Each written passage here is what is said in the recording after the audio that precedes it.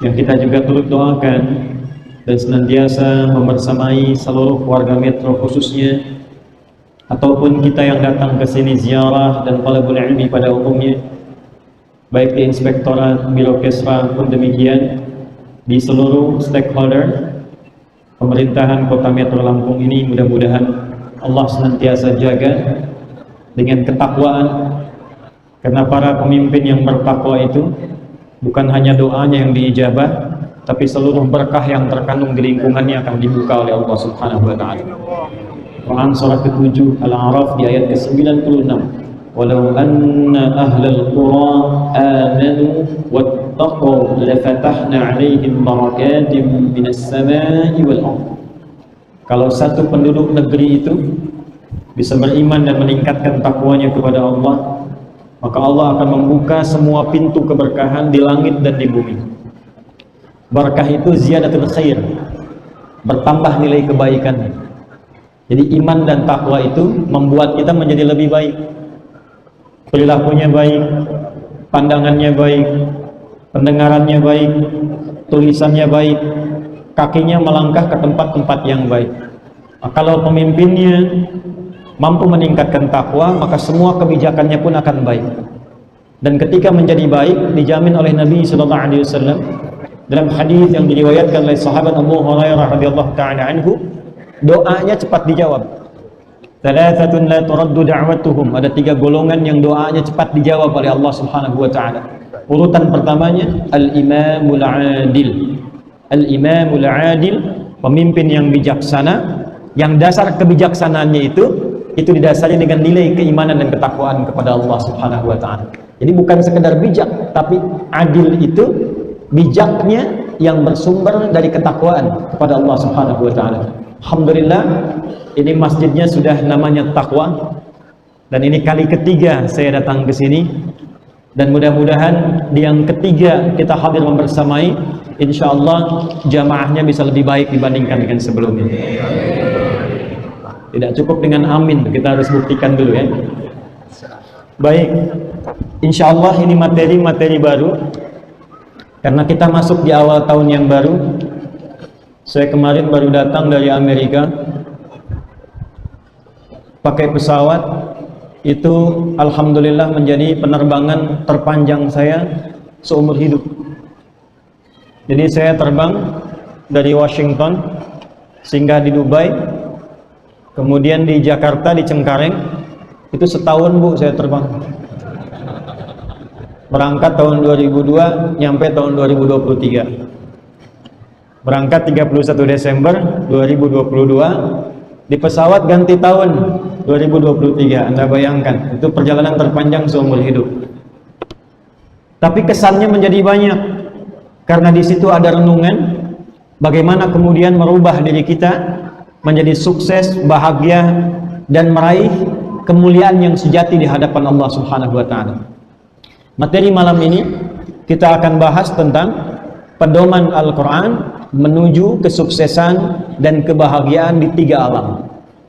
Saya ulangi, pedoman Al-Quran dan Sunnah tentunya menuju kesuksesan atau meraih kesuksesan dan kebahagiaan di 3 alam. Karena yang akan kita lalui ini dalam kehidupan itu ada 3 nanti. 2 cukup lama, yang 1 transit, pemisah di antara 2 alam.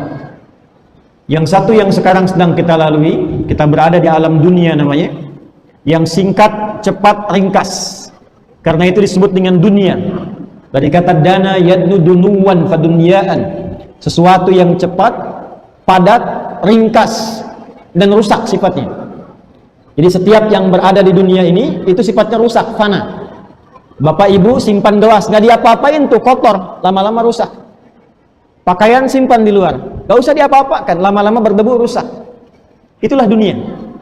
Jadi apapun yang kita perjuangkan dengan keras, berangkat gelap, pulang gelap, hanya untuk mencari dunia, ujungnya rusak.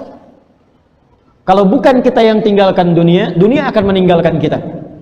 Makanan juga begitu. Kelihatannya durian enak ya, bagus, masuk ke mulut rusak, keluar kotor. Demikian, minuman begitu. Ya, kalau ada minuman ya, ini kan nggak ada tuh. Nih, kalau ada contohnya.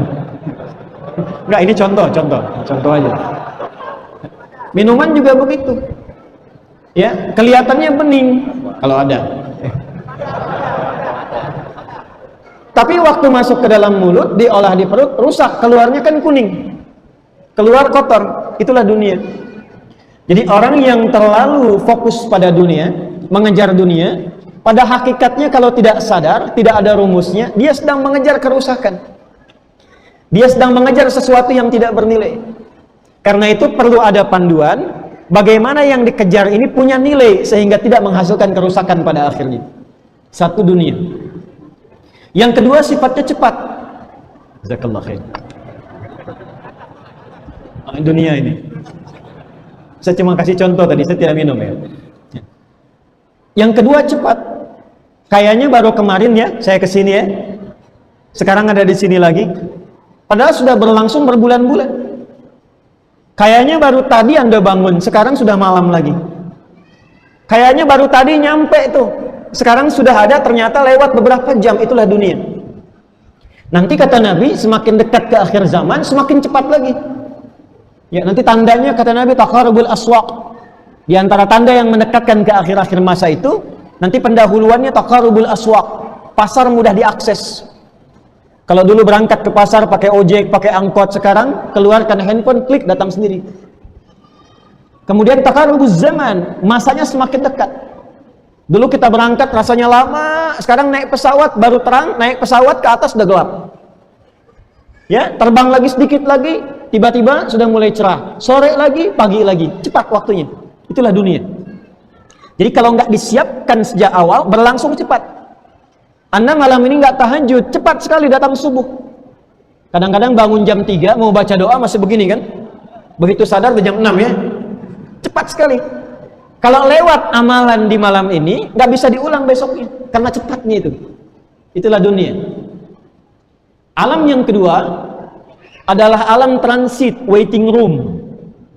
Tempat menetap sementara, tertutup keadaannya, sesuatu yang tertutup tertanam disebut dengan kubur namanya. Afala ya'lamu idza bu'thira ma fil qubur.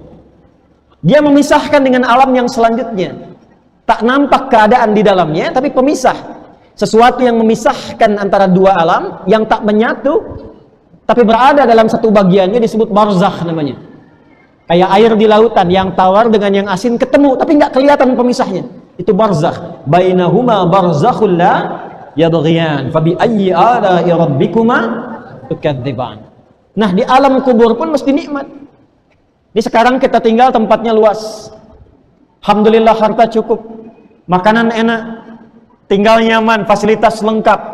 Aliran listrik mengalir, kalaupun gelap masih kelihatan. Nanti besok masuk ke alam kubur, itu situasinya bagaimana? Seluas ini tidak. Selapang ini tidak. Seterang ini tidak. Mesti disiapkan. Dan berbahagianya kita di dalam Islam itu, sebelum meninggal, sebelum pindah tempat ke alam kubur, diajarkan pedomannya. Ini nanti wafatnya silahkan. Kalau ingin tenang, begini caranya. Di alam kubur kalau ingin nyaman, begini suasananya. Nanti kita akan turunkan bagaimana kurikulum hidupnya. Sampai alam yang ketiga, ini penentuan. Gak ada miskin, gak ada kaya lagi. Status sosialnya ditentukan oleh amalan khusus. Dan akan berakhir abadi. Jadi kalau di dunia jangan khawatir. Kita disebut misalnya cukup, gak kaya. Nanti kalaupun meninggal hilang statusnya. Yang kaya juga meninggal juga, status dunianya hilang. Dan gak akan disebutkan di nisan kubur. Nggak selesai, karena meninggalkan dunia, semua gelar dunia hilang. Saya belum pernah lihat misalnya di dalam kubur ada nisan bertuliskan orang terkaya selampung misalnya. Tetap aja dituliskan Fulan bin Fulan, Fulanah binti Fulan, meninggal jam sekian atau tanggal sekian, bulan sekian, tahun sekian. Lahir bulan sekian, wafat kemudian bulan sekian, lahir tahun sekian, wafat tahun sekian. Paling kalau ada gelar almarhum, almarhumah. Semua sama. Rata itu. Nah, nanti ke akhirat, alam terakhir, kalau dia kaya, kaya selamanya, gelarnya melekat. Kalau dia fakir, fakir selamanya dan gelarnya melekat. Untuk mendapatkan semua kebahagiaan di tiga alam itu, kita akan keluarkan kurikulum kehidupan yang mengawali di dalam Al-Quran, pembuka di surah Al-Baqarah.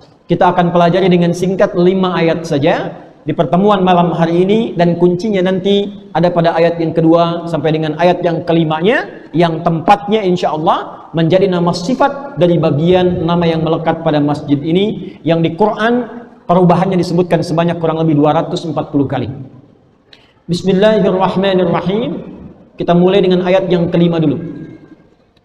Supaya dapat keberkahannya saya bacakan, Anda boleh ikuti ya. A'udzu billahi minasy syaithanir rajim.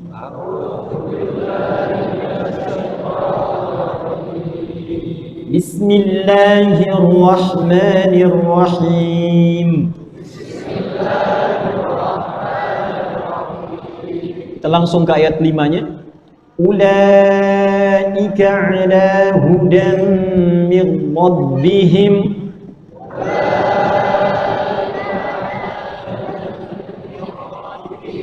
wa ulaika humul muflihun.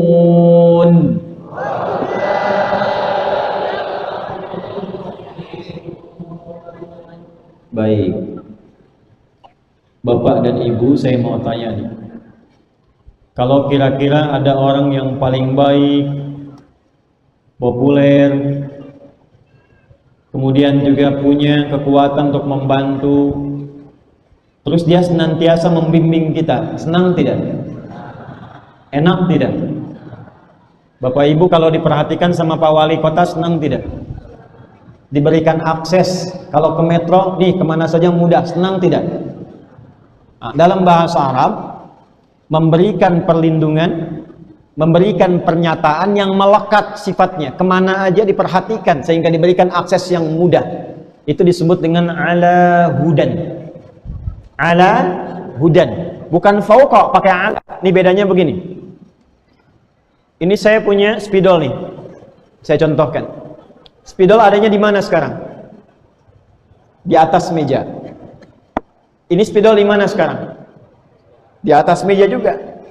Yang ini dalam bahasa Arab dikatakan al-qalam fawqal maktab. Ini spidol ini, nih di atas meja, cuma ada jarak, nggak nempel.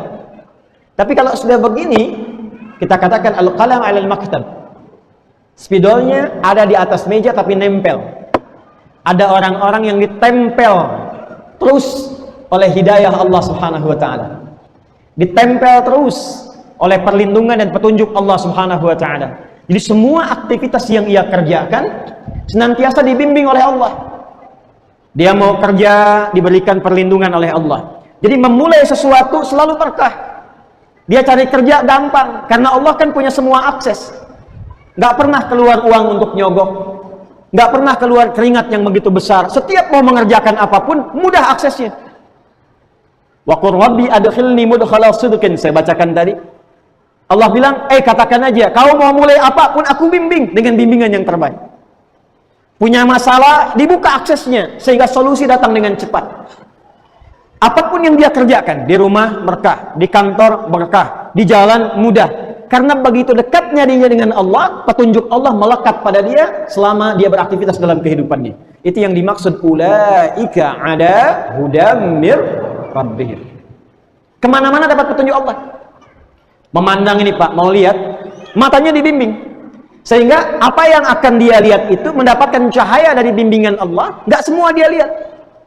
Hatinya membimbing dia. Begitu dia akan melihat, oh ini baik, kata hatinya, dia lihat. Ketika yang dilihat tidak baik menurut imannya, maka dibimbing oleh Allah, palingkan. Waddul basar. Qul lil mu'minina yaghuddu min absarihim. Katakan pada setiap insan beriman, imannya membimbing dia untuk memalingkan pandangan dari yang tak pantas dilihat. Ulaika ala hudam mir. Nah, kalau sudah diberi akses oleh Allah, dilindungi dari keburukan, kemana saja diberikan pendampingan, maka yang terjadi, dia mudah meraih kesuksesan dan kebahagiaan di semua aktivitas yang dia kerjakan. Apapun yang dilakukan sukses. Jadi, ada sukses saja, ada bahagia saja. Ada sukses dan bahagia. Ada kaya saja, ada tenang saja. Ada kaya dan tenang. Jadi kalau saya berikan pilihan kepada Anda, pilih kaya tapi gelisah atau miskin tapi tenang. Jangan pilih yang ketiga. Bu, Kaya tapi gelisah atau miskin tapi tenang? Kaya tapi tenang. Nah, kaya dan tenang, sukses dan bahagia, itu bahasa Arabnya disebut dengan falah namanya. Apa namanya? Kalau kaya saja belum tentu tenang, itu akar katanya fauz. Faza yafuzu fauzan, fauzi, faizah, faizin. Ada yang namanya faiz, orang yang diharapkan sukses dalam hidupnya, walaupun belum tentu bahagia. Umumnya begitu. Kalau bahagia saja belum tentu sukses, itu fariha namanya. Farah, farhan. Ada yang namanya farhan, diharapkan bahagia selama hidupnya, walaupun belum tentu sukses. Kalau Anda ingin gabungkan keduanya, sukses dan bahagia, maka bahasa Arabnya disebut dengan falah. Apa namanya? Kalau digenggam itu, nih, saya menggenggam falah, sukses dan bahagia, success and happiness, kita pegang, gak mau lepas. Itu orang Arab menyebutnya dengan aflah. Apa namanya? Aflah. Orangnya disebut dengan muflih, jamaknya disebut dengan muflihun. Orang-orang yang dibimbing oleh Allah, ditunjuki oleh Allah, diarahkan oleh Allah, dijaga oleh Allah. Maka apa yang Allah tidak punya, maka setiap dia beraktivitas, apapun yang ia kerjakan akan sukses, dan kesuksesannya mengantarkan pada kebahagiaan yang sejati. Ulaika ada hudam mir rabbihim wa ulaika humul. Kenal Abu Bakar? Kenal. Cuma di metro yang kenal Abu Bakar As-Siddiq, ya. Ketemu di mana? Tahu Umar bin Khattab? Tahu Utsman bin Affan? Tahu Ali bin Abi Thalib? Tahu Bilal bin Rabah? Perhatikan. Lihat mereka sebelum masuk Islam. Apa aktivitasnya? Apa pekerjaannya?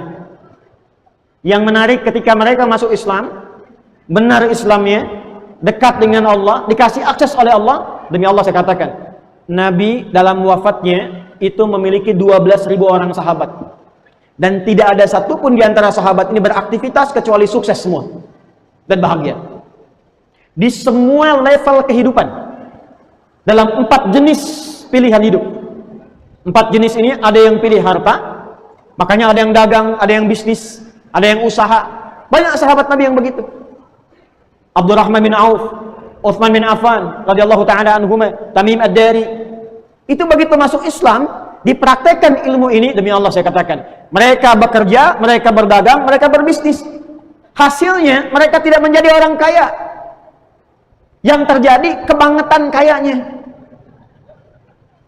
Jadi ada kaya banget, kebangetan kayanya. Saking kebangetan kayanya, Utsman bin Affan itu sekarang masih punya investasi hotel atas namanya, wakaf Utsman bin Affan, di Madinah posisinya sekarang. Ya, itu bekas rumah beliau saat di Madinah. Kemudian membeli sumur yang dikuasai orang Yahudi pada masa itu, yang harganya di monopoli ditingkatkan, dibeli oleh beliau. Kebun kurma dibeli, disedekahi. Sampai sekarang di antara aset itu menjadi tabungan beliau, yang rekeningnya masih ada di Bank Saudi sampai dengan sekarang. Jadi hasil hotelnya itu dikonversi jadi hotel, salah satunya.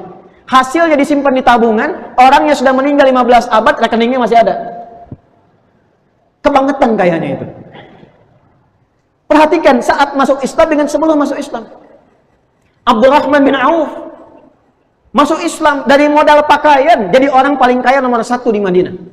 Tidak ada satupun di Madinah setiap tahun itu, kecuali 1/3 yang tidak punya pekerjaan dikasih modal supaya kerja. 1/3 lagi yang memang tak mampu bekerja disantuni oleh beliau. Yang 1/3 lagi disodakohi oleh beliau. Jadi setiap tahun orang Madinah itu semuanya mendapatkan bagian dari harta Abdurrahman bin Auf. Kebangetan kayaknya. Ali bin Abi Thalib radhiyallahu taala anhu, Abu Hurairah radhiyallahu taala anhu, melihat yang kaya sudah Utsman, yang kaya sudah ada Abdurrahman bin Auf, yang belum ada apa? Ilmu. Makanya Sayyidina Ali bin Abi Thalib menyibukkan diri dengan ilmu, karena yang ada bagian harta sudah ada. Dan tidak terlalu memikirkan, tidak membandingkan antara kenikmatan harta dengan yang belum ada harta atau yang cukup harta. Beliau membandingkannya, ini pilih harta, saya pilih ilmu. dan tawadhu dengan keadaannya, jadi tidak iri pada harta yang melekat pada orang lain, karena beliau menyadari Allah sudah titipkan sesuai maslahatnya. Rizkinya cukup, tidak akan mungkin kurang dan tidak akan tertukar. Ilmunya nyampe. Setiap kali menyampaikan Nabi SAW satu kalimat, sekali sampai langsung melekat ke jiwanya tanpa lupa. Ali bin Abi Thalib. Abu Hurairah radhiyallahu ta'ala anhu masuk Islam 3 tahun sebelum Nabi meninggal. Didoakan oleh Nabi, setiap Nabi menyampaikan hadis, sekali disampaikan langsung ingat, tidak lupa. Sahabat Ali bin Abi Thalib itu bukan cuman ahli di bidang tafsir, Quran, hadis, balaghah, juga beliau jenius di bidang matematika, ilmu hitung. Anda kalau ngaji tafsir, namanya tafsir Al-Jawahir, karya Syekh Tantawi Jauhari. Itu lihat di jilid yang terakhir itu, ya, itu suka ada kejadian-kejadian nyata yang dikaitkan dengan rumusan Quran. Di antara kejadiannya fatwa Sayyidina Ali bin Abi Thalib tentang satu persoalan dengan pendekatan matematika Al-Quran. Suami istri datang mengadu, istrinya dituduh berzina, minta dihukum rajam. Dalam keadaan hamil 6 bulan melahirkan, ditarik oleh suaminya, dibawa ke Khalifah Ali bin Abi Thalib Amirul Mukminin radhiyallahu ta'ala anhu. Beliau katakan, "Ya Amirul Mukminin, hukum istri saya nih, dia zina nih, rajam dia nih." Kata sahabat Ali, "Benar engkau berbuat zina?" Kata istrinya, "Tidak ya Amirul Mukminin, bohong dia." "Apa Anda buktinya?" "Ini buktinya, hamil baru 6 bulan sudah melahirkan. Yang lain enggak begitu." "Apakah Anda punya saksi?" "Tidak." "Apa Anda punya bukti lain?" "Tidak." "Hei Anda yang perempuan, apakah benar Anda melakukan?" "Tidak ya Amirul Mukminin." "Bersumpah demi Allah." "Wallahi demi Allah." Apa kata sahabat Ali bin Abi Thalib? "Shadaqat," atau kama qala huwa. Perempuan ini benar, istrimu yang benar, kamu yang belum tahu ilmu. "Oh, enggak mungkin," katanya. "Hei, alam tasma qaulallahi ta'ala, apa engkau tidak mendengar firman Allah Subhanahu wa ta'ala?" Dibacakanlah kemudian Quran surah ke-46 Al-Ahqaf ayat ke-15. "Wa wassaynal insana biwalidayhi ihsana." Ya, hamalathu ummuhu kurhan wa wada'athu kurhan, sampai ke kalimat wa hamluhu wa fisaluhu 30 syahra. Mengandung dan menyapih, menyusui sampai disapih itu 30 bulan. Mengandung plus menyapih, menyusui 30 bulan. Lalu engkau baca firman Allah di Quran surah ke-31 Luqman ayat ke-14. Wa wassaynal insana biwalidayhi hamalathu ummuhu wahnan ala wahnin wa fisaluhu fi 'amain. Allah mewasiatkan untuk berbakti pada kedua orang tua, terutama ibu yang lelah mengandung sampai kemudian menyusui, dalam memberi ASI itu sampai 2 tahun. Kamu nggak bisa ngitung. Di Al-Ahqaf mengandung plus memberikan ASI 30 bulan. Di surah Luqman memberikan ASI 2 tahun, artinya 24 bulan. 30 kurang 24 berapa katanya? 6 ya Amirul Mukminin. Itulah yang disebut kelahiran prematur namanya. Istrimu tidak berzina, tapi ini pembuktian dari firman Allah, ada orang yang melahirkannya secara prematur. Ali bin Abi Thalib. Kebangetan pinternya. Jadi orang dulu itu kalau sifatnya hafalan, itu punya yang kelima. Sekarang paling 4 tipenya. Cepat ingat, lambat lupa. 1. Itu bagus. 2, cepat ingat, cepat lupa. Saya sampaikan sekarang, ingat, keluar masjid lupa. 3, lambat ingat, lambat lupa. Nulis ceramah hampir selesai, oh iya, tapi terus melekat, lama lupanya. Yang keempat agak repot, lambat ingat, cepat lupa. Saya udah selesai ceramah, dia baru ingat, ini maksudnya, keluar pintu lupa. Udah materi lupa, sendal lupa naruh juga. Yang keempat. Tapi orang dulu tipenya yang kelima. Cepat ingat, sulit lupa. Jadi mau lupa susah, bukan mau ingat. Mau lupa susah. Kan biasanya utang yang begitu tuh. Ini ilmu. Jadi sekali sebut langsung nempel, lupanya susah. Dan itu terwariskan, nanti kita akan lihat tipsnya. Kita akan lihat. Kita akan butuh generasi-generasi tuh. Ya, sampai kaget mic-nya tuh, sebagian hilang. Kita butuh generasi milenial masa kini, Gen Q, Gen Z, generasi Q, generasi Z, yang sekarang-sekarang ini kita bangkitkan lagi orang-orang hebat yang jenius, yang menguasai cabang ilmu, yang memorinya sekali ingat susah lupa. Dan itu diwariskan, ada kurikulumnya.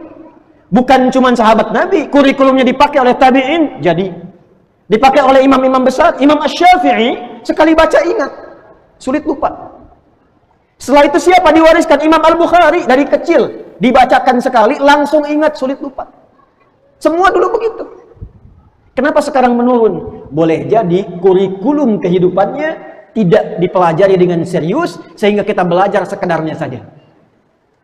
Kalau dagang, bisnis, niaga, nggak nanggung. Kaya sekalian.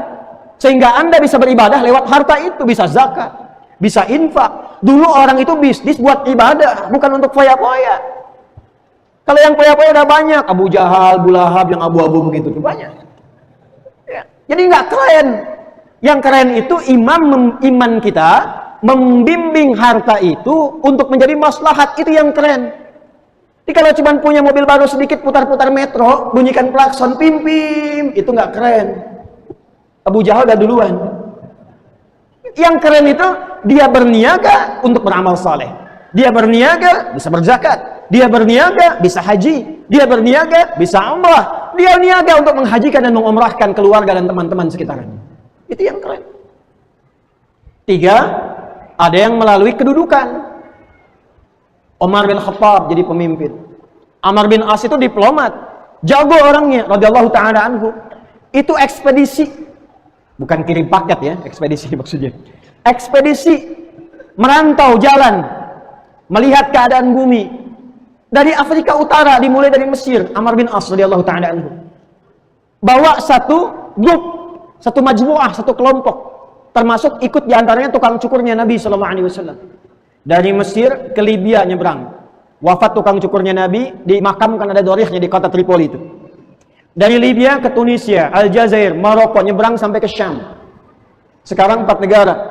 Lebanon, Syria, Jordania, Palestina. Itu sampai di Syria. Semua tempat yang dilewatinya, Allahu Akbar, dicerahkan, jadi muslim, tempatnya tempat Islam, dan maju semuanya. Semua maju. Bayangkan, sehingga di satu tempat penduduknya masuk Islam. Gimana tuh diplomasi yang sangat luar biasa? Ada nggak diplomat-diplomat sekarang yang masuk ke satu negeri, begitu masuk tertarik dengan Indonesia? Ya. Jadi begitu misalnya ditugaskan ke Amerika, satu diplomat dia tugaskan ke Amerika, se-Amerika tiba-tiba suka sayur asem misalnya.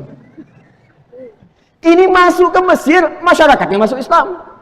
Dan negaranya maju, bukan cuma masuk Islam, maju. Libya maju, Tunisia maju, Maroko pusat peradaban dulu, Fes, Aljazair maju, ke Syam luar biasa. Dulu begitu.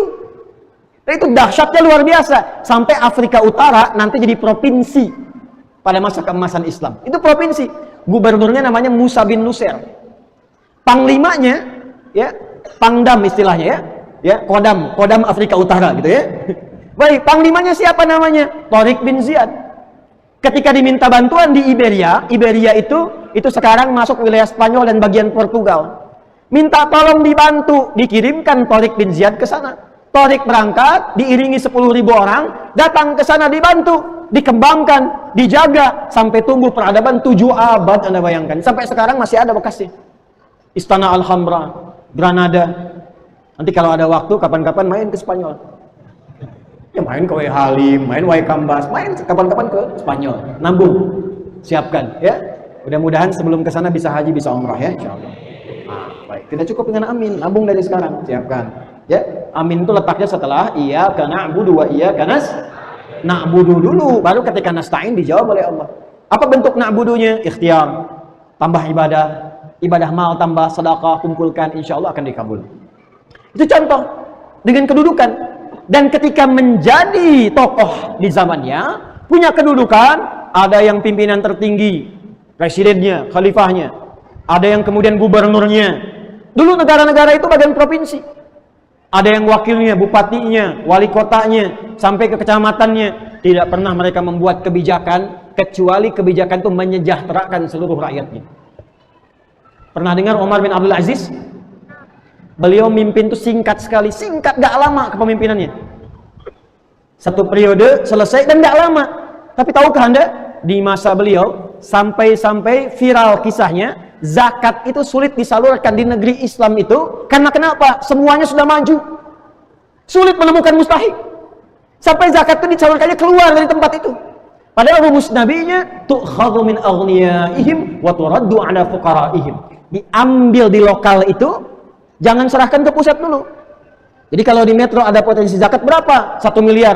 Ambil dulu itu. Ratakan dulu sekota metro. Kalau sudah rata, ada lebihnya, kelebihan itu baru disetorkan ke pusat. Konsepnya begitu. Ya, tapi ini semuanya nggak ditemukan yang mau dikasih. Semuanya nyetor. Zakat, zakat, zakat, zakat. Tempatnya maju. Fasilitas mewah sampai zakatnya dikeluarkan kemudian di luar pemerintahan dari Umar bin Abdul Aziz, saking majunya. Itu ada kurikulumnya. Jadi kalau Pak Wali Kota nanti ngaji itu dipraktikkan di metro, insya Allah mudah-mudahan berkah dan sejahtera. Dan tidak akan bertentangan dengan nilai-nilai kenegaraan kita karena selaras bersamaan, nilainya universal. 4 yang terakhir tenaga. Tahu Bilal? Profesinya apa? Halo, Bilal. Profesinya apa? Muadzin, azan. Nih bentar lagi Isya nih. Berapa menit lagi? 1 menit lagi. Saya mau kasih rahasia mau tentang Bilal nih. Mau saya kasih rahasia. Tapi di antara kita aja ya. Bilal tuh gini sederhananya. Yang harta diambil Utsman. Yang ilmu diambil Ali. Yang kedudukan diambil Umar, diambil Amr. Tinggal 1 yang saya belum ambil. Tenaga. Maka dipilih oleh Bilal, beliau nggak dagang. Beliau nggak thalabul ilmi seperti yang lain, rajin begitu. Dan beliau nggak punya jabatan. Nanti sepeninggal Nabi ditawarin jadi hakim agung, nggak mau. Tetap konsisten dengan pilihannya. Milih azan, pakai suara. Modal ibadahnya cuma dengan suara. Surganya pakai suara. Karena beliau lihat yang tenaga belum ada. Yang harta diambil Utsman. Yang ilmu diambil Ali, Abu Hurairah radhiyallahu ta'ala anhum jami'an. Yang kedudukan sipulan-sipulan, yang ada cuman suara. Allahu Akbar, Allahu Akbar. Selesai azan, la ilaha illallah, Nabi komen. Kalau Nabi komen kan langsung like and share, gitu kan? Like, share and subscribe, gak usah komen lagi. Nabi di komen, ya. Apa komen Nabi? Kata Nabi, saya mendengar suara terumpah Bilal di surga dari azannya itu. Kata Bilal, kalau azan aja udah ke surga, ngapain saya nyari harta lagi? Secukupnya aja yang saya dapatkan itu. Yang penting saya jaga istiqomah dengan azan ini yang diniatkan memanggil orang untuk dekat dengan Allah. Saya tanyakan pada Anda, hei yang dititipkan kedudukan, dari berapa lama Anda mendapatkan kedudukan itu, berapa banyak orang yang sudah Anda kenalkan dengan Allah? Hei yang dititipkan harta benda, dari banyak yang Anda kumpulkan itu, berapa banyak yang sudah Anda dekatkan dengan Allah? Hei yang dititipkan ilmu pengetahuan, dari luasnya ilmu itu bukan ingin menjadikan Anda mendapatkan penghargaan Nobel tertinggi. Pertanyaan di akhirat, berapa banyak yang sudah Anda kenalkan dengan Allah? Bilal mengenalkan orang dan mendekatkan mereka kepada Allah lewat suaranya. Allahu Akbar, Allahu Akbar. Kalau orang yang akan azan tahu bahwa dengan suara azan itu bila dilakukan terumpahnya akan terdengar di surga, semangat dia mempelajari azan dan semangat dia ikhlas dalam melafadzkan lafaz-lafaz azan. Jadilah fikih marbuat. Mari kita dengarkan suara azan berkumandang dan mudah-mudahan muadzin kita termasuk yang bersanad kepada sanadnya Bilal bin Rabah sehingga suara terumpahnya bisa terdengar di jannah insyaallah. Kita jeda sebentar, kita lanjutkan kurikulumnya ba'da Isya. Assalamualaikum warahmatullahi wabarakatuh. Kita bersyukur kepada Allah diberikan kesempatan menunaikan salat Isya berjamaah beserta amalan sunnah yang mulia baik. Semoga salat yang telah kita tunaikan diterima oleh Allah Subhanahu wa taala. Kita akan lanjutkan dan mohon fokus kepada bagian bahasan ini karena ini menjadi bagian terpenting dari pembahasan kita di malam hari ini dan ini inti kajiannya. Bagaimana kurikulum ini diwariskan dari Nabi SAW kepada para sahabat, generasi tabi'in, sampai orang-orang sukses setelahnya. Dan tidaklah khususnya seorang muslim, insan beriman yang memegang kurikulum ini dengan baik, kecuali insya Allah mendapat jaminan yang serupa apapun yang ia kerjakan dalam hidup. Kita kembalikan ke kurikulum pokok yang dasarnya ada di Quran surah kedua Al-Baqarah ayat 1 sampai dengan 5 itu. Tadi pada maghrib sudah kita bahas hasilnya. Jadi caranya begini. Di Quran itu ada cara ngaji yang mengeluarkan dari harapannya dulu. Hasilnya, goalnya. Misal begini. Siapa yang mau ke surga angkat tangan. Masya Allah, alhamdulillah. Siapa yang surganya pengen surga Firdaus? Yang sesurga dengan Rasulullah. Sudah turunkan. Kira-kira amalnya cukup nggak buat ke situ? Nah, caranya begini. Harapannya ingin ke surga, surga Firdaus. Simpan paling atas. Ke bawah, turunkan jadi kurikulum hidup. Penghuni surga Firdaus itu apa amalnya? Karakternya bagaimana? Maka turunkanlah ayat-ayat yang terkait dengan kriteria calon penghuni surga Firdaus. Itu aja yang diikuti selama hidup. Apapun yang dikerjakan profesinya. Anda boleh jadi pedagang, pebisnis, dokter, di polisi, di tentara, di birokrasi, pengajar, mahasiswa, tapi ciri-ciri tadi kerjakan konsisten. Misalnya di Quran surah ke-23 Al-Mu'minun ayat 1 sampai dengan 9. Kan di akhir kriterianya Allah katakan, ulaika humul warithun alladzina yarithuna al-firdausa hum fiha khalidun. Inilah ada orang yang sedang beraktivitas di bumi dan mereka itu pewaris surga Firdaus. Apa amalnya? Urutkan sampai ke ayat 1. Itu amalannya. Nah, sekarang kita menginginkan kesuksesan, kebahagiaan, apapun yang kita kerjakan sukses. Apapun yang kita dapatkan membahagiakan dan senantiasa disertai oleh petunjuk Allah. Itu yang dimaksud ulaika ala hudam mir rabbihim wa ulaika humul muflihun. Itu kan ayat kelima. Kurikulumnya tarik ke atas 4, 3, 2, 1. Maka kita mulai dengan alif lam mim. Al-Quran dibuka menyadarkan kita dari semua bagian suara yang keluar di semua bagian rongga suara kita. Makharijul huruf. Alif dari adnal halaq di sini mewakili bagian paling bawah. Naik ke atas sampai dengan ke lam di lidah. Lalu ke mim di bibir. Semua bagian suara yang keluar itu akan keluar dari bagian-bagian tadi dan sifat-sifatnya. Demi apa yang disampaikan, demi apa yang didengar, demi apa yang diutarakan, semua yang keluar di lisan kita, apapun bentuknya, tidak ada yang terbaik dibandingkan dengan Al-Quran. Anda boleh berkata apapun, memberikan nasihat apapun, membuat kata-kata mutiara seindah apapun, tapi tidak ada yang paling indah dibandingkan dengan Al-Quran. Tidak ada yang paling bermanfaat dibandingkan dengan Al-Quran. Tidak ada yang paling menenangkan dibandingkan dengan Al-Quran. Anda minta nasihat pada orang lain, diberi nasihat panjang lebar, tenang sedikit. Quran baru dengar, langsung tenang. Quran baru buka mushaf, langsung tenang. Dan semua kata-kata Al-Quran yang kita bacakan, keluar dari semua bagian rongga suara kita, dari mulai yang paling bawah sampai dengan bagian luar. Jadi kalau ada sesuatu yang mampu kita dengar, kita simak, kita pahami, kita amalkan, tidak ada yang paling indah dibandingkan dengan Al-Quran. Dan tidak perlu disawer. Enggak. Tidak perlu diapa? Disawer. Mungkin belum tahu, jadi kita doakan semoga dengan doa ini melembutkan hati menjadi tahu. Ya, demikian caranya. Nah, sekarang apa yang indah di antara petunjuk Al-Quran itu yang penting kita dengar, yang keluar dari semua rongga bagian tubuh suara kita saat kita ingin berucap apapun. Di bahasa bebasnya begini, hei engkau yang sering bicara, sering berkata, sering bertutur, sering memotivasi, yang semua suara yang keluar di lisan itu gak akan keluar kecuali dari tempat keluarnya huruf, disebut dengan makharijul huruf. Dengarlah ini firman Allah yang akan diperdengarkan, yang bukan hanya suara yang didengar, bacaan yang dibacakan, tapi semua isinya akan memberikan petunjuk yang mengiringi Anda sampai mencapai kesuksesan dan kebahagiaan yang sejati seperti orang dulu pernah mendapatkannya. Maka ayat keduanya, dzalikal kitabu la raiba fihi hudal lil muttaqin.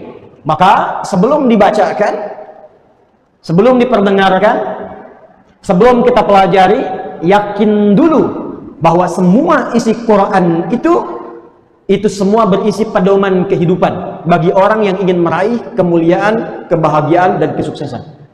Jadi cara berinteraksi dengan Quran itu yakin dulu, jangan ragu sedikit pun. Kalau Anda ragu, Anda nggak dapat. Kata Quran, jauhi riba, jangan riba. Kalau ragu, nggak dapat manfaatnya. Kata Quran, jangan mencela, jangan cela. Begitu dilakukan, terjadilah resiko yang tidak diinginkan. Kata Quran misalnya, bangun malam, bangun, tunaikan. Manfaatnya didapatkan. Ragu sedikit, nggak akan dapat. Jelas? Baik, sekarang apa petunjuk pokok yang telah kita tanamkan pada diri kita? Kita yakin, seyakin-yakinnya, nggak ada ragu sedikit pun, kita akan lakukan apapun yang Allah perintahkan lewat petunjuk ayat-ayat Al-Quran ini. Maka dimulailah petunjuk ini, dan Allah sudah ingatkan dari awal. Yang bisa mempraktikkan ini hanya satu golongan saja. Ada berapa golongan? Hanya satu golongan saja. Maka kita harus masuk ke dalam golongan itu untuk bisa mendapatkan apa yang dijanjikan ini. Golongannya disebut golongan orang-orang takwa. Bahasa Arabnya kalau satu disebut dengan taqi, kalau banyak disebut dengan muttaqin atau muttaqun. Tuliskan yang besar supaya kelihatan. Muttaqin. Kelihatan? Baik. Dzalikal kitabu la hudal lil. Jadi kita harus komitmen dulu, siap menjadi muttaqin, siap jadi orang takwa. Nggak, kuncinya ini. Kalau kuncinya nggak diambil, pintunya nggak bisa dibuka. Anda bagaimana masuk ke sini kalau pintunya tertutup? Ambil dulu kuncinya, baru buka pintunya. Nah, ini yang akan kita dapatkan. Jawabannya dari sini, kalau ini kita ikuti dengan 4-5 amal saja, maka apapun yang dikerjakan dijamin sukses langsung oleh Allah Subhanahu wa Ta'ala dan membahagiakan. Kita mulai cepat karena waktu kita sangat terbatas. Amalan pertama, kurikulumnya nih. 1. Langsung masuk ayat yang ketiga. Alladzina yu'minuna bil ghaib. Amalan pertama, alladzina yu'minuna bil ghaib, selalu mengupgrade dia iman. Always to upgrade his iman, his faith due to Allah Subhanahu wa Ta'ala. Fokus ini. Ayat ini dibuka dengan kata alladzina. Disebutkan sebanyak 1080 kali dalam Al-Quran. Kata alladzina dalam bahasa Arab disebut dengan isim mausul, yang mencakup makna jama tanpa batas, nggak ada sekatnya. Laki-laki, perempuan, tua, muda, besar, kecil, semua tanpa batas sosial, tanpa kecuali. Jadi ketika Allah menawarkan kesuksesan dan kebahagiaan kepada hambanya, itu semua diberikan dengan adil, semua punya peluang yang sama. Jadi Anda jangan melihat yang bahagia itu cuma ustadz saja, tidak. Jangan melihat yang akan sukses itu cuma pebisnis saja, tidak. Anda mau bertani, silahkan. Berkebun, silahkan. Berkarir, silahkan. Jangan nanggung sampai sukses. Tapi jangan sampai terjadi di pekerjaan sukses, di rumah tangga nggak bahagia. Di pekerjaan juara, tapi di kehidupan keluarga nggak dapat kebahagiaan, nggak diinginkan. Kerja sukses, kerja bahagia. Rumah tangga sukses, rumah tangga bahagia. Dan semua diberikan oleh Allah kesempatan yang sama. Apa dalilnya? Alladzina. Laki-laki sukses, perempuan sukses, besar sukses, kecil sukses. Apapun pekerjaan, jangan tanggung, raih ke tingkat yang tertinggi. Jadi kalau bikin cita-cita yang paling tinggi, nanti nyangkutnya itu nggak jauh. Anda di polisi, di tentara, jangan tanggung. Jadi pimpinan, panglima tertinggi, Kapolri, panglima, bintang 4. Kalau nggak nyampe bintang 4 ya 3, 2, kan? Tapi kalau Anda, ya nggak apa-apa lah, sampai mayor aja, saya kan? Nanti nyangkutnya bisa di bawah itu. Jangan tanggung, naikkan. Kalau mau kaya, bisnis jangan tanggung. Yang paling tinggi. Capai yang paling tinggi, targetnya tinggikan. Berapa Anda omsetnya? Oh, saya akan cita-citakan 100 triliun. Nggak apa-apa, nggak ada masalah. Orang mau tertawa, orang mau menilai biasa, yang penting Anda pasang target yang tinggi, sehingga dengan target itu usaha kita lebih kuat. Maka saya kembalikan dulu ke sini, Allah tawarkan kepada siapapun untuk sukses dan bahagia di semua aspek kehidupannya. Anda yang pelajar, sukses. Nanti pulang bangun negeri. Ya, amalkan ilmunya, praktekkan, bangun negerinya, bangsanya, daerahnya, sehingga maju. Ya, faidah dari ilmunya. Syarat untuk mendapatkan ini semua, yang pertama kata Allah, alladzina yu'minun. Ingat, bukan amanu, tapi yu'minun. Yu'minun itu kata kerja yang mendapatkan penambahan ya di depannya, kemudian dijamakkan di akhirnya.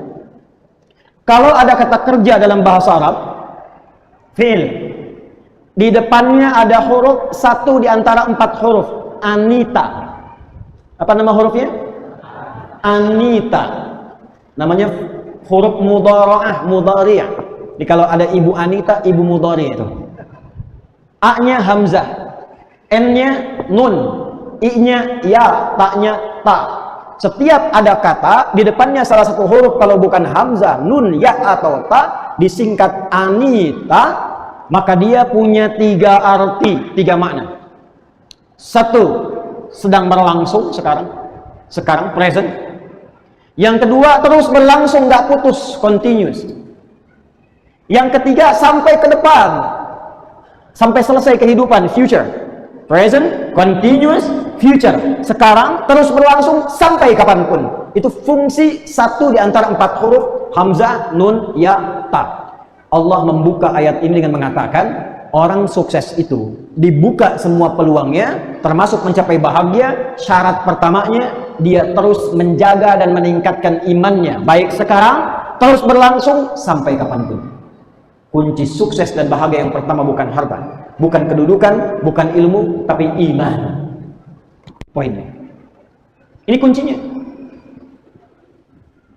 Dan ini tali pertama yang menghubungkan kita dengan Allah, itu iman. Jadi kalau imannya sudah ada, koneksi bisa dibangun. Anda kalau punya handphone nggak ada sinyal, nggak bisa connect, nggak bisa nyambung, nggak bisa, kirim pesan susah, mesti ada koneksinya dulu. Buka koneksinya, baru nyambung. Hal yang mengoneksikan kita dengan Allah supaya dapat ala hudam mir rabbihim, dilindungi Allah, dipandu Allah, dibimbing Allah, dijaga Allah. Apa koneksi pertamanya? Iman.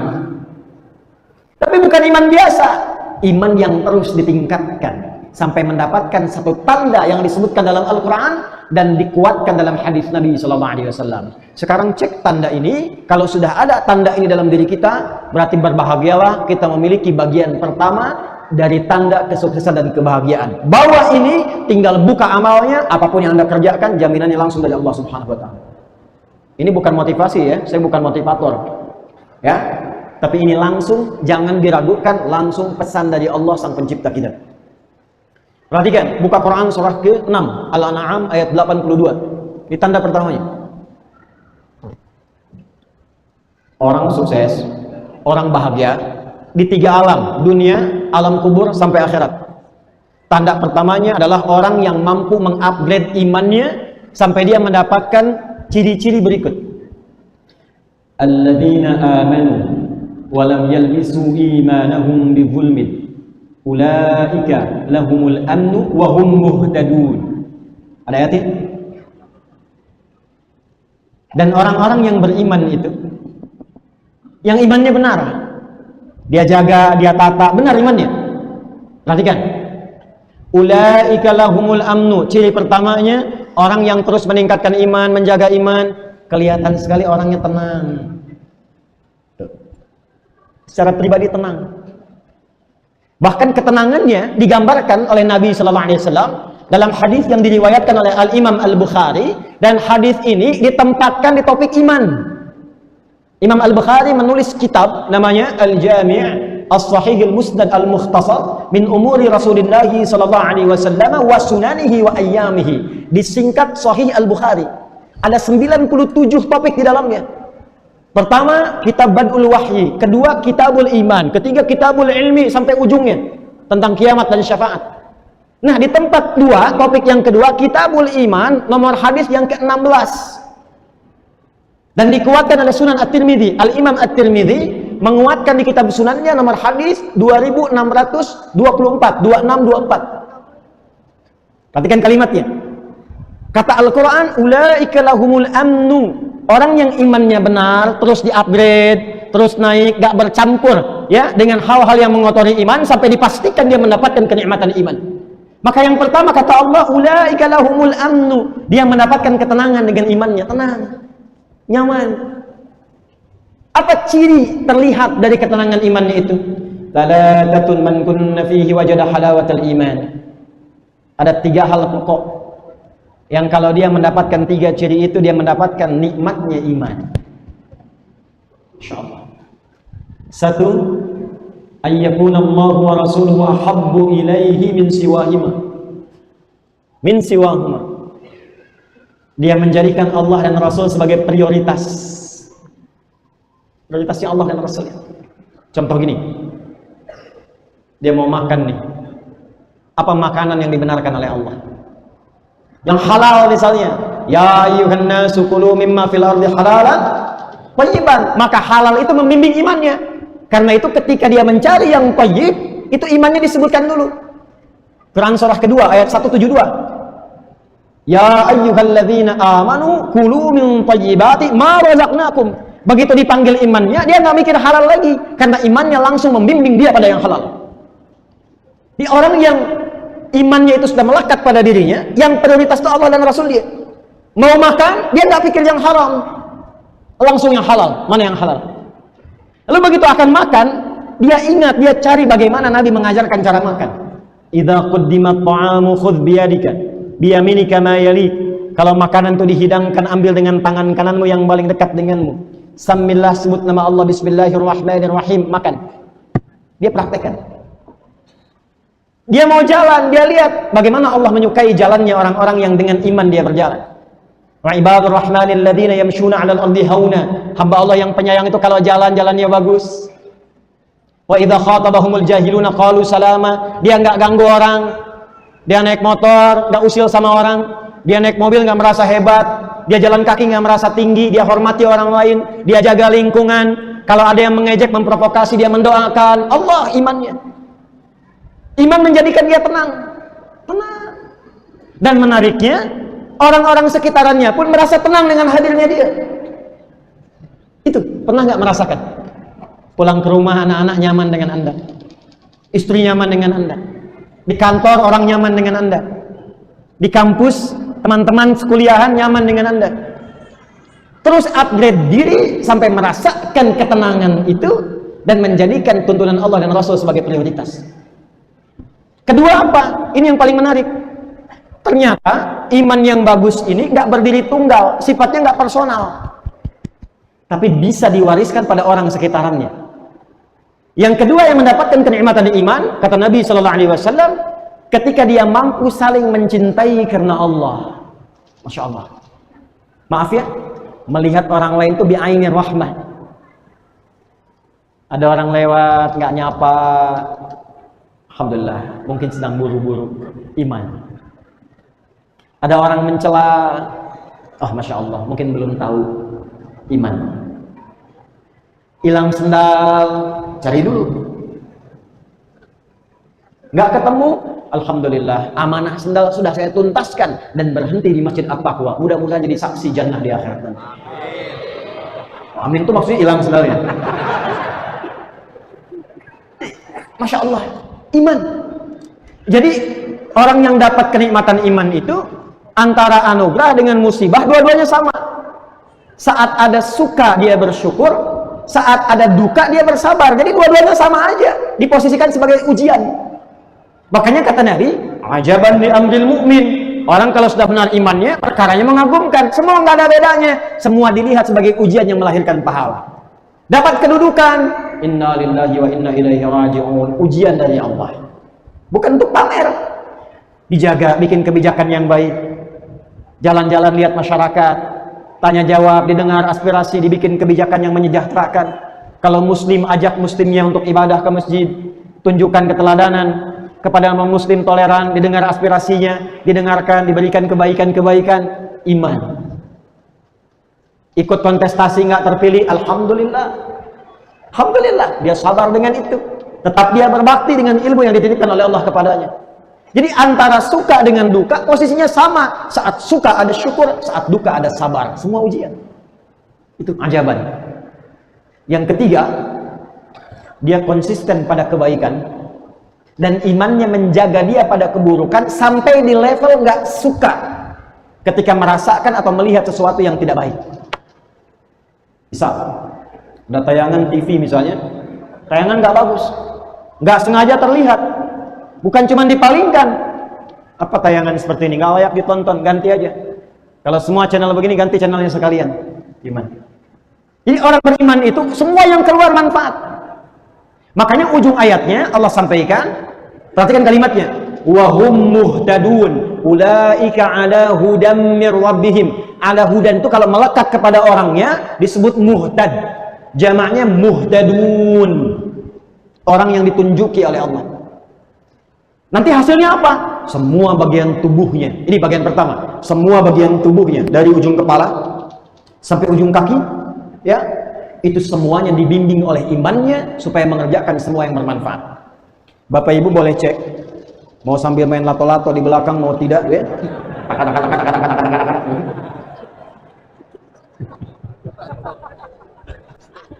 Allahu Akbar. Iman berguncang seperti lato-lato. Ya Allah. Tuh.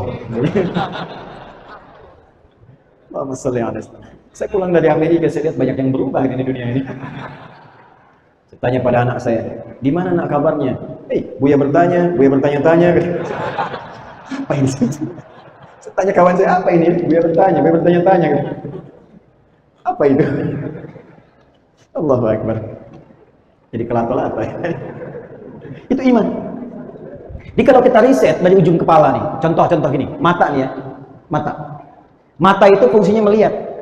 Tapi kalau sudah sampai ke level ini, mengupgrade iman sehingga merasakan iman itu hadir dalam jiwa, bukan cuma getaran, tapi hadir dalam jiwa. Jadi ada level pemula, itu level getaran, dikonfirmasi oleh suara azan. Dalilnya Quran surah 8 ayat yang kedua, innamal mu'minuna alladzina idza dzukirallahu wajilat qulubuhum. Orang yang punya iman itu cirinya diantaranya bisa diuji, kalau diperdengarkan nama Allah ada getaran konfirmasi di jiwanya.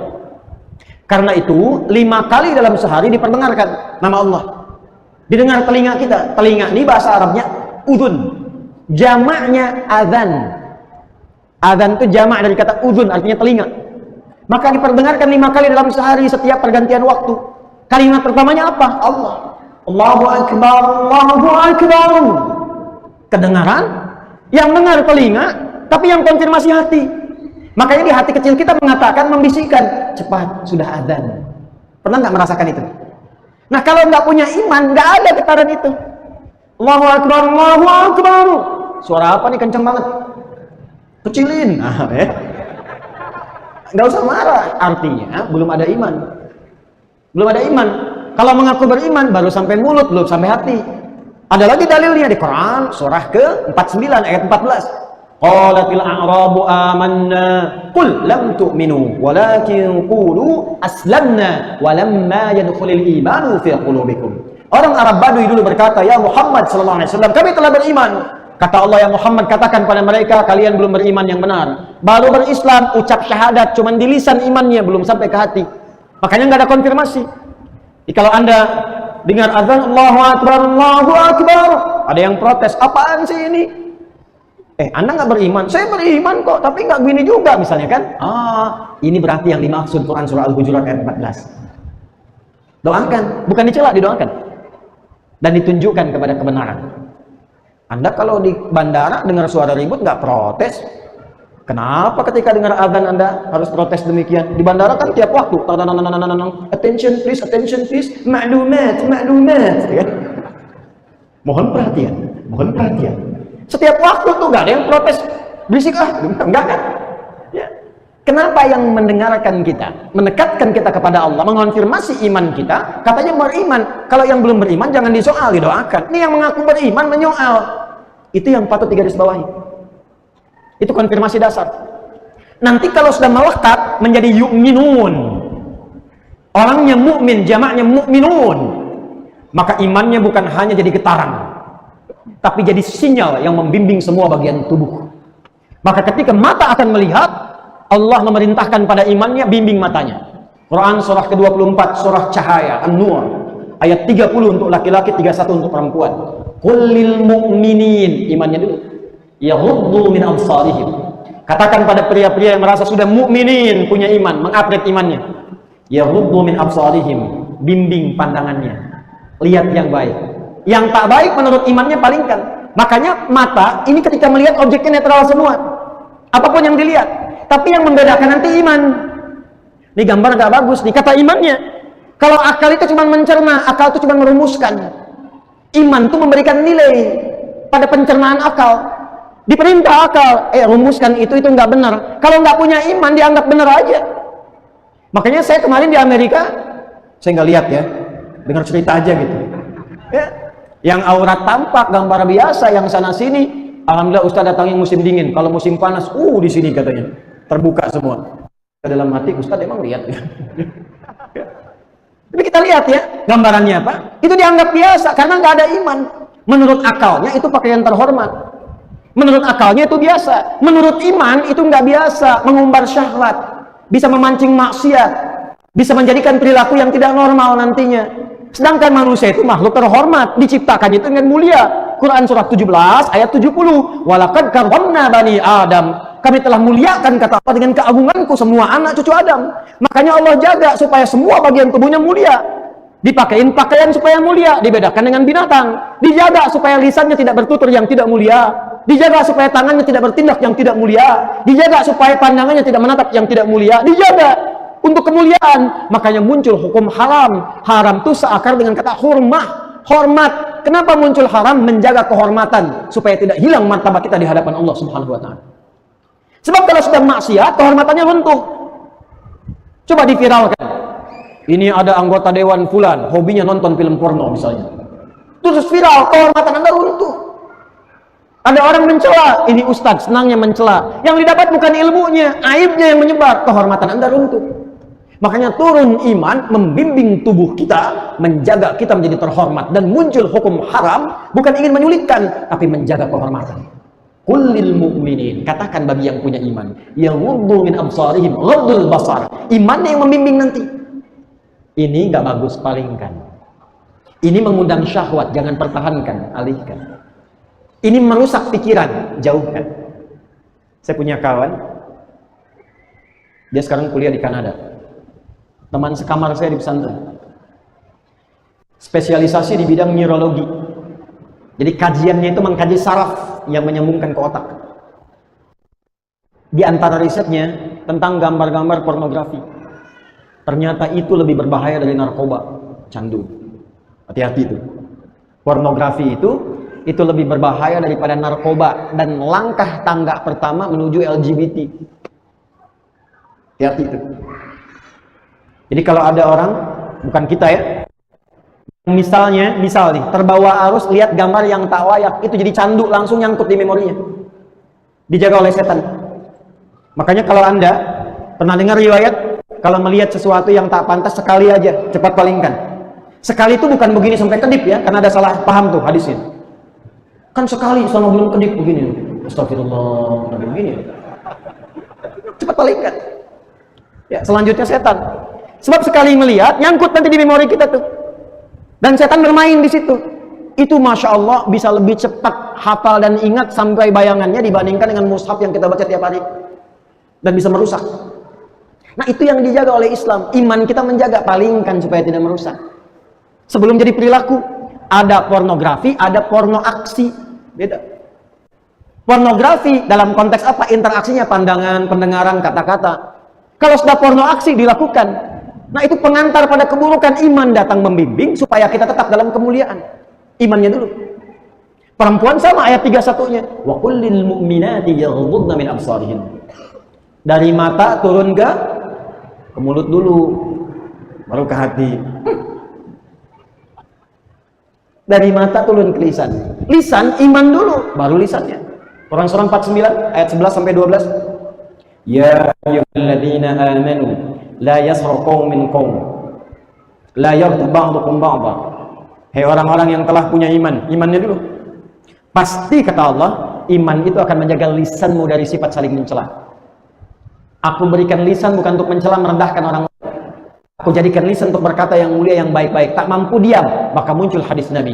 Man kana yu'min, pakai yu'min, iman yang diatlet. Man kana yu'minu billahi wal yaumil akhir falyaqul khaira aw liyasmut. Siapa yang mau mengatlet iman, merasa beriman pada Allah dan merasa akan dihisab di hari kiamat kelak, falyaqul khaira, katakan yang baik-baik, aw liyasmut, kalau enggak mampu diam. Iman. Sekarang saya tanya tuh. Maaf ya? Maaf. Dari tubuh kita aja nih, udah nyampe belum ke derajat ini?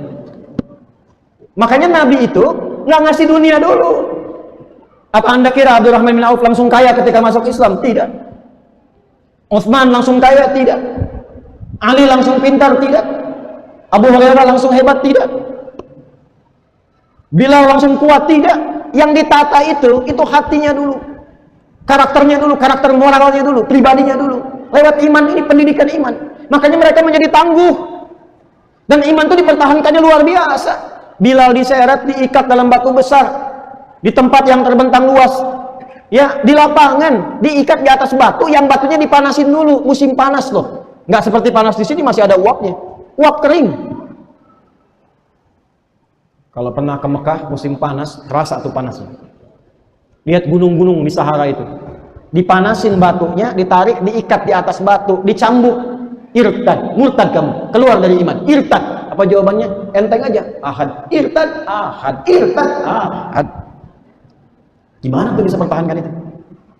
Makanya sahabat sebelum sukses, sebelum bahagia, menyukseskan dirinya dulu dengan imannya. Mereka menjadi pribadi yang sangat tangguh. Abdurrahman bin Auf itu menukar dunianya untuk imannya.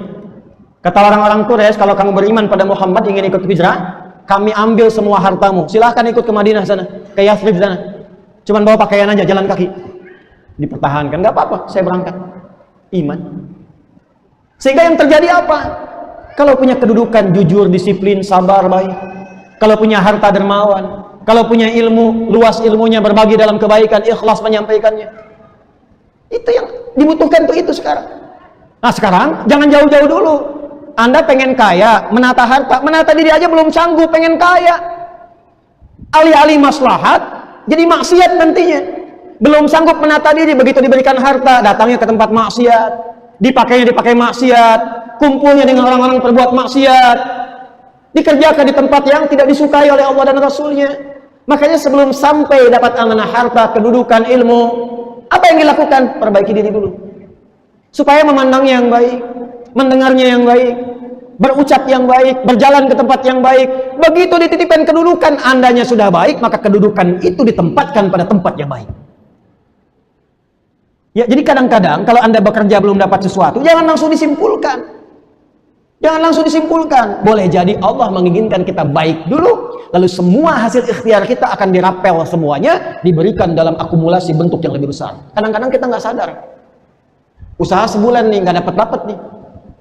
Tapi begitu di hari yang ke-30, dapatnya lebih banyak dari biasanya. Itu bukan dapat lebih banyak, itu akumulasi keringat Anda selama 29 hari. Tiba-tiba Anda nggak nyari, teman datang nawarin proyek. Itu ikhtiar Anda selama 29 hari. Tapi selama 29 hari itu Anda dididik oleh Allah bersabar, dididik tawakal, dididik yakin, dididik dekat dengan Allah, dididik husnudzon. Itu yang mahal sekali teman-teman. Makanya di Eropa, di Amerika, di Jepang, Asia-Asia yang maju, itu mereka sampai bikin divisi khusus meningkatkan karakter ini. Kajian. Oh, dikaji, bikin pelatihan. Dikirim untuk berlatih ini aja. Kita dapat ayatnya langsung dari Allah. Kurikulumnya dikirimkan lewat Rasulullah, kurang apa lagi? Makanya aneh kalau ada orang beriman gak baik, itu aneh. Gak mungkin itu. Makanya Masya Allah, punya suami beriman, baik. Istri beriman, baik. Teman beriman, baik. Ini bagian pertamanya. Jadi kalau ingin mengecek apakah sudah sampai pada derajat yu'minun, jangan tunjuk orang lain, tunjuk diri pribadi dulu. Sudah belum merubah diri kita menjadi lebih baik? Ujung kepala sampai ujung kaki. Nah, jadi nanti ketika mendapatkan kesuksesan, kesuksesannya benar. Ketika bahagia, bahagianya sejati. Karena kebahagiaan semua itu kebahagiaan yang tidak ada manfaat. Kesuksesan yang tidak mengandung maslahat itu semu sifatnya. Nggak ada nilainya, nggak ada legasinya. Nggak ada, cuman begitu aja. Dan setelah itu nggak diingat, selesai hilang. Makanya orang-orang begitu kasihan. Kerja, dapat sesuatu dibuang habis, gak dinikmatin. Saya kasihan kadang lihat orang beli mobil mewah cuma buat foto doang, ngapain? Ya Allah, kasihan. Ya, beliin nasi itu, bisa berapa banyak? Celayam, celele, hidupin UMKM. Cuman buat beli sesuatu untuk dipoto doang, update status, ceklik, nungguin komen. Sakit. Obatnya iman. Kalau hanya untuk meraih kepuasan, nafsu itu. Tapi kalau untuk mendatangkan kebahagiaan dengan harga yang sama, dia kumpulkan yatim atau orang yang kurang mampu, kasih modal semetro. Lalu lihat dia sukses. Ternyata yang sukses banyak datang kepadanya. Ya Allah, terima kasih Pak. Dulu Bapak yang bimbing, semoga Allah muliakan, semoga Allah berikan surga. Ini Pak, ada kelebihan begini, bagaimana? Dibimbing, Masya Allah. Anda nggak usah banyak-banyak ya. 5.000 aja atau 1.000 rupiah aja. Saya pernah mencoba ini dan Allah nggak sanggup menahan air mata itu. 1.000 aja. Jalan keluar sebelum subuh, lihat kadang ada yang nyapu, ada yang cari, dorong-dorong gerobak macam-macam. Datang, sampaikan. Saya nggak bisa berikan banyak, tapi mudah-mudahan ini bermanfaat. Titip kasihkan. Demi Allah, kalimat itu yang mengguncang arasy dan menembus pada relung jiwa kita. Terima kasih Pak. Mudah-mudahan Bapak sehat, mudah-mudahan rezekinya mengalir terus, keluarganya diberkahi, anaknya sukses semua. Itu mahal teman-teman sekalian. Itu mungkin yang mengantarkan kita pada kesuksesan di kemudian hari. Bayangkan kalau Anda punya lebih daripada itu. Makanya Abdurrahman bin Auf kerjaannya sedekah terus. Hartanya nggak pernah kurang, naik lagi. Jadi bukan membuang. Tuh. Ilmu juga begitu. Kalau terus diamalkan makin nambah. Itulah iman. Pribadinya baik dan bermanfaat untuk orang sekitarnya. Yu'minun. Jadi sebelum Allah menitipkan kesuksesan, kebahagiaan pada aktivitas pekerjaannya, Allah didik dulu secara pribadi supaya ia benar dan sukses secara pribadinya. Jelas sampai sini? Nah, nanti bapak ibu juga kalau kedatangan anak muda mau melamar anaknya, yang dicek imannya dulu. Ya, sebelum ayat kelima, ayat 3-nya dulu, cek dulu imannya. Kalau sekarang kan yang ngetrend Qurannya kan, udah berapa juz hafalannya? Nggak penting bagi saya rumah, harta. Yang penting engkau dekat dengan Allah. Nama kamu siapa? Saya Anas Pak. Baca surat An-Nas. Bagus. Datang yang kedua. Kamu siapa? Saya Torik Pak. Baca surat At-Torik. Bagus. Datang yang ketiga, mukanya udah pucat. Adik siapa? Saya Imran Pak. Bayang 200 ayat. Cuma dia cerdas. Tapi panggilan sehari-hari Qul Pak. Dia yang jadi itu. Ya, kadang strategi itu penting dalam beberapa kondisi. Iman. Nah, jadi kalau berbicara alladzina yu'minuna bil ghaib, yakin pada Allah walaupun belum tampak, nanti lahir sifat ihsan. An ta'budallaha ka'annaka tarahu fa in lam takun tarahu fa innahu yaraq. Jadi kita itu berbuat baik karena dibimbing Allah. Bukan karena tuntutan kehidupan, bukan karena latihan di sekolah. Karena Allah yang perintahkan. Ada orang berkata, kamu kok kata-katanya baik terus ya? Katakan, Allah yang membimbing saya demikian. Kamu kok nggak pernah mencela orang? Ya Allah yang bimbing saya demikian. Insya Allah. Iman. Bagaimana latihan ini? Nanti kalau sudah mendapatkan ini, dapat teman di kantor cari yang begini Pak. Ya. Di kampus, masuk kampus baru cari yang begini. Latihan untuk mendapatkan ini, yang kedua, amal kedua. Ini kunci sukses nih. Dan semua sahabat Nabi sebelum hijrah ke Yathrib, kelak jadi Al-Madinah Al-Munawwarah, latihan pertamanya amal yang kedua ini. Dan semua bacaan dan gerakannya punya makna dalam kehidupan yang mengantarkan pada kesuksesan kebahagiaan. Alladzina yu'minuna bil ghaibi, amalan keduanya wa yuqimunas shalah. Salat. Jadi nanti setelah iman, latihan amalan fisik.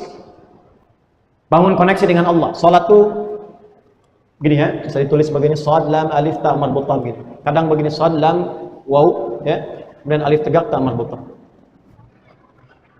Dari kata silah wasalah, terhubung erat kuat. Kenapa disebut salat? Karena isinya, doa-doanya menghubungkan kita dengan Allah secara erat. Jadi nanti kan ala hudan itu tersambung. Bagaimana cara nyambungnya? Setelah punya iman, dilatih lewat sholat. Makanya orang kalau habis sholat langsung ingat Allah, nyambung, terhubung. Ya, Quran surah 4 ayat 103. Fa idza qadaytumus salata fadhkurullaha qiyaman wa qu'udan wa 'ala junubikum. Kalau Anda sudah selesai menunaikan sholat, ciri suksesnya Anda langsung ingat Allah, terhubung, terkoneksi.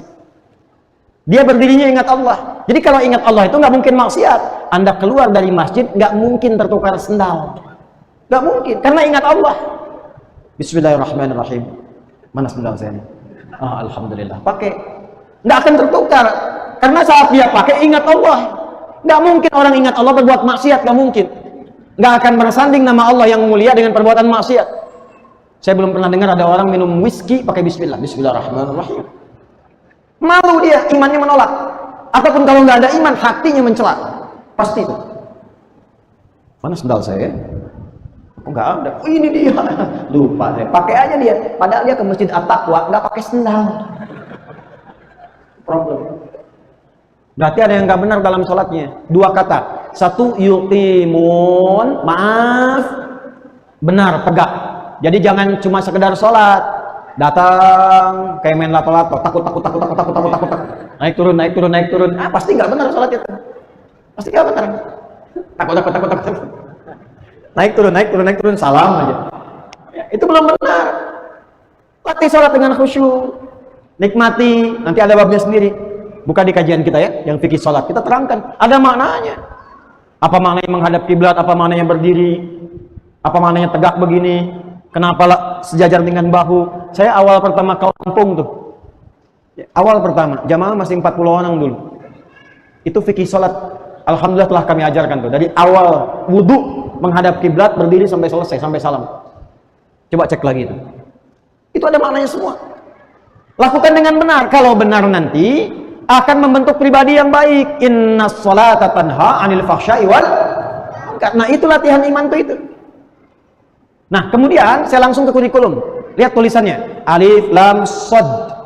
Alif lam shad. Lam waw fathah tegak tak marbutah. Harus begitu tulisannya.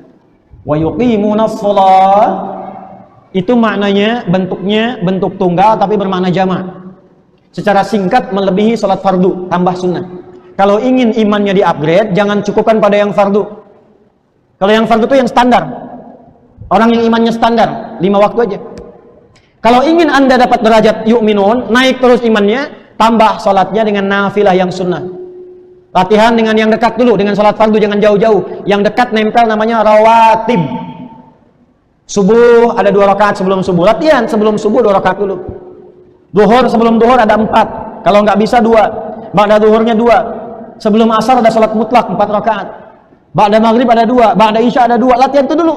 Nanti orang yang sering berlatih sholat sunnah, suasana imannya akan beda dengan yang cuma fardu. Lain. Wah, apalagi kalau udah biasa tahajud tuh. Duha. Demi Allah saya katakan akan merubah keadaan diri kita. Tahajud aja. Rutinkan itu. Rutinkan yang sunnah. Demi Allah saya katakan Anda akan merubah kepribadian. Lebih tenang. Iman. Lebih baik. Lebih cemerlang, lebih nyaman dalam bergaul, kelihatan auranya, itu baru orang lihat aja udah senang. Itu ahli sholat tuh begitu, orang lihat sudah senang. Padahal belum tentu ustadz, mungkin dia pedagang, ya mungkin diplomat, mungkin birokrat, mungkin tugas di militer, mungkin di Kamtibmas, mungkin. Tapi kelihatan dari aura wajahnya enak dipandangnya itu, masya Allah. Auranya nyaman, itu latihan sholat. Makanya anak-anak dididik sholatnya dulu.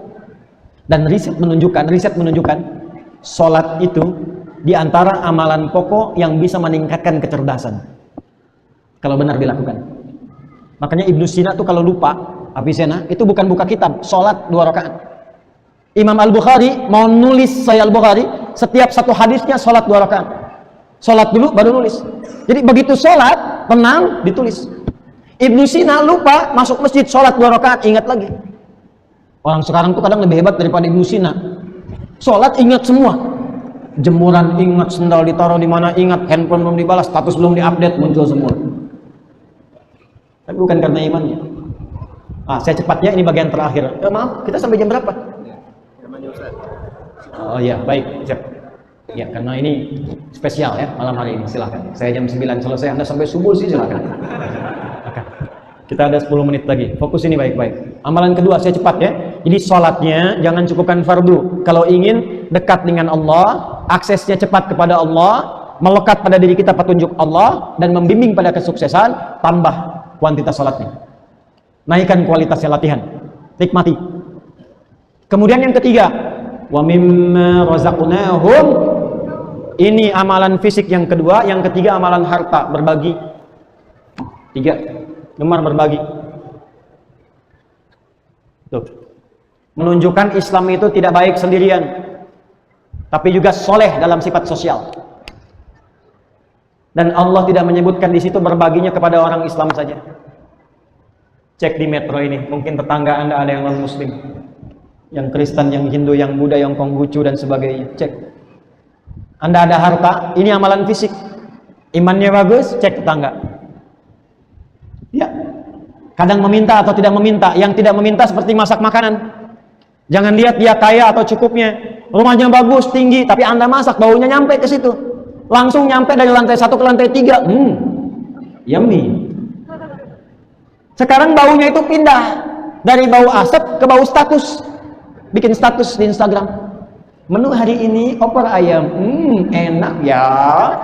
Di-upload.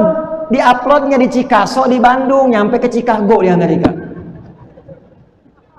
Di-uploadnya di Metro, metronya Metro Lampung, yang komen metronya Metro Jaya dan Metro Bekasi.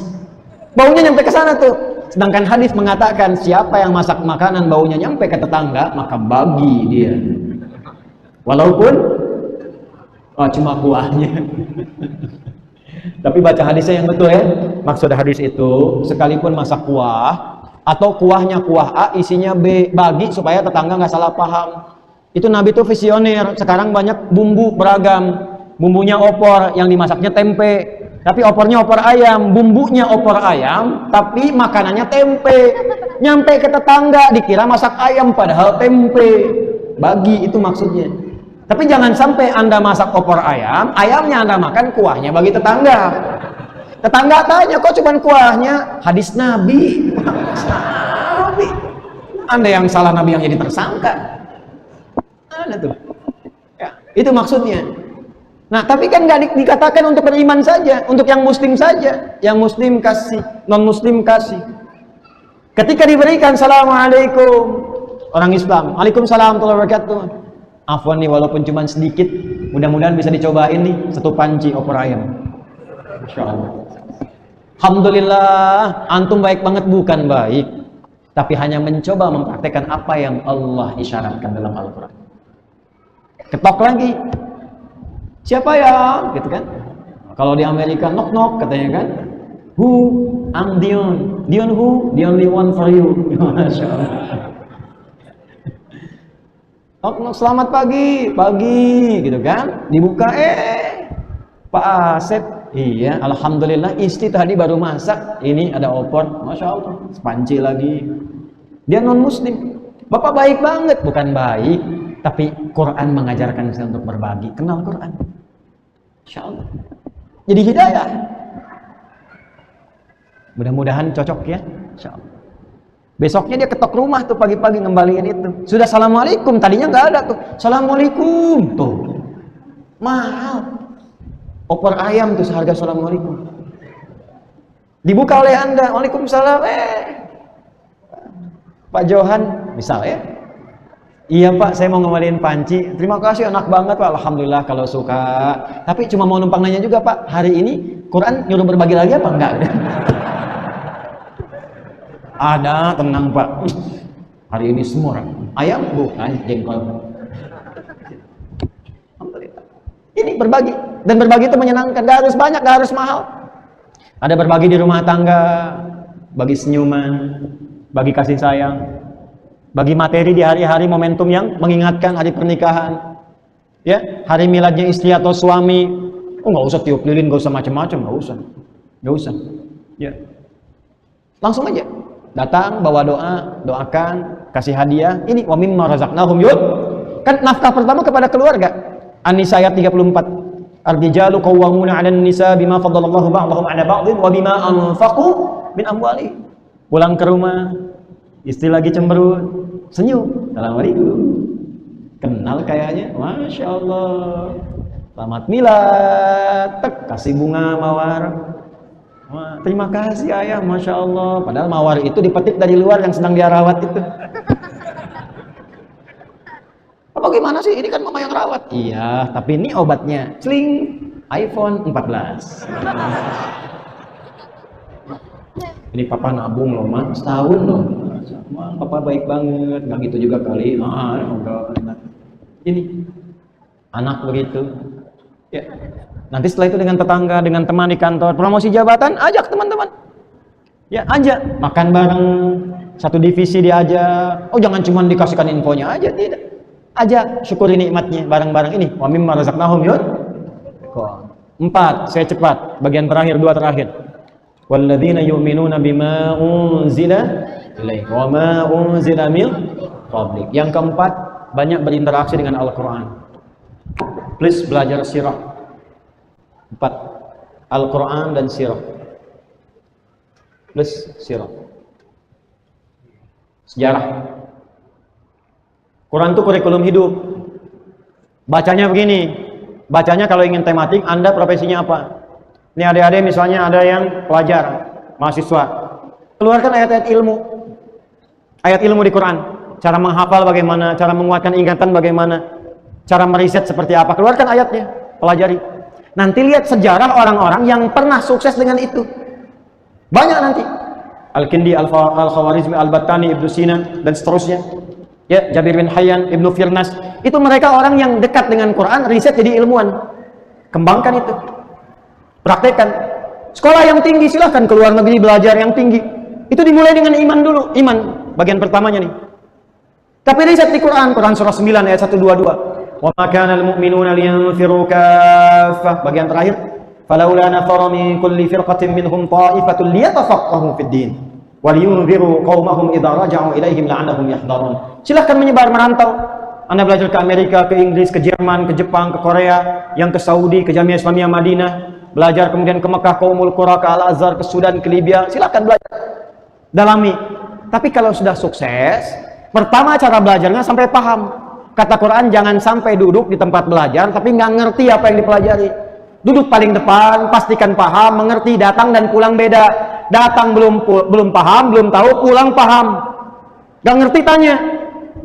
Kalau sudah pintar, tahu ilmunya, pulang. Bangun negeri, bangun negara. Jadi pakar di bidangnya. Belajar ekonomi, pulang, bangun negeri kita supaya makmur ekonominya. Belajar hukum, pulang, tegakkan hukum dengan benar.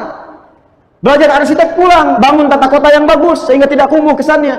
Banjir tiap waktu, cek bagaimana drainasenya, urbannya seperti apa, tata kotanya bagaimana.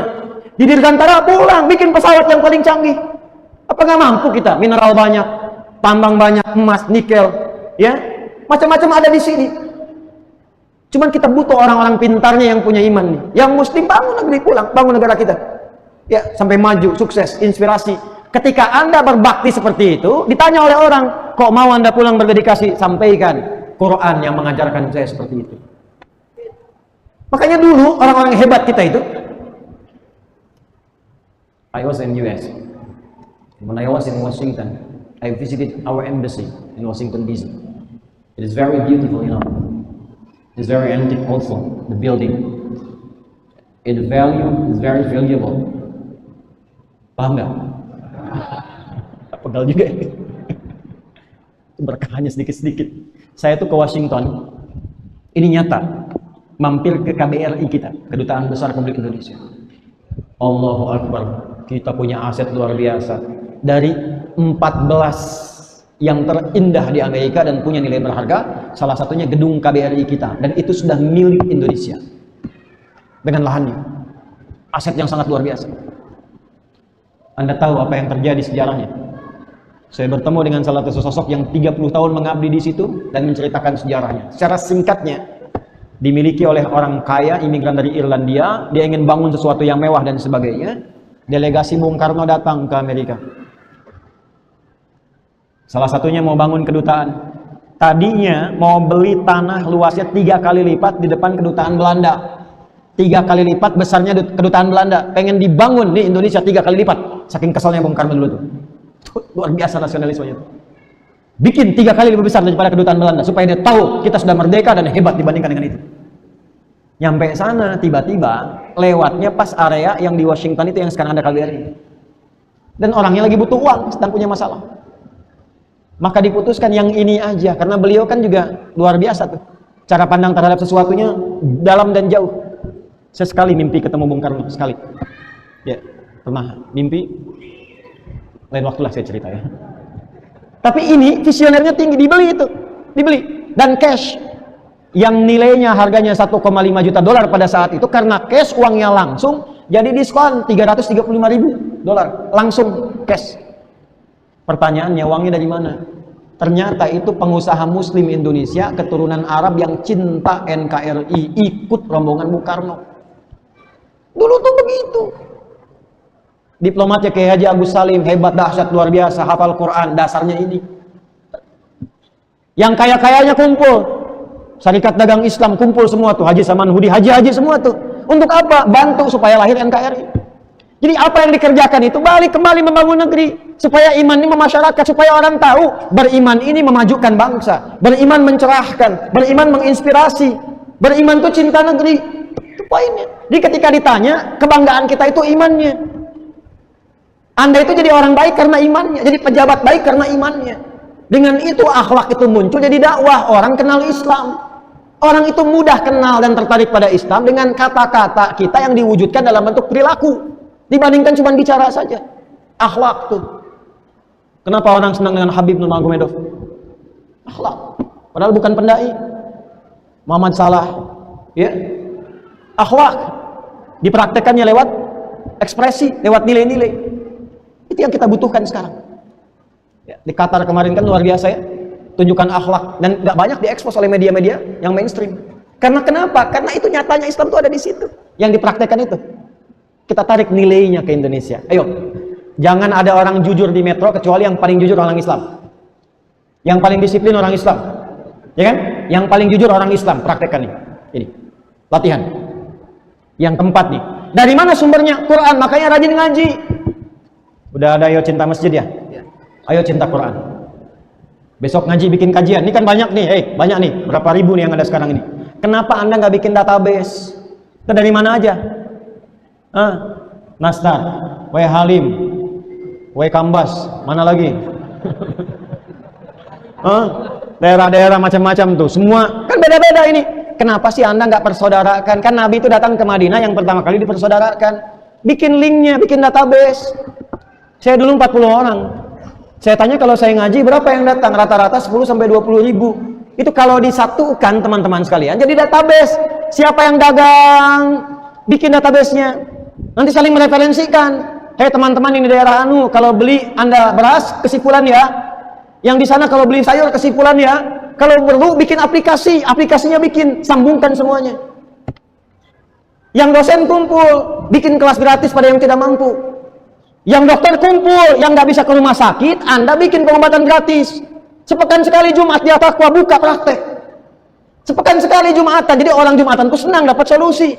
Yang sakit bisa konsultasi. Masa semua harus dinilai dengan materi? Kan mati juga. Terus pas pakai kain kapan nggak ada kantongnya.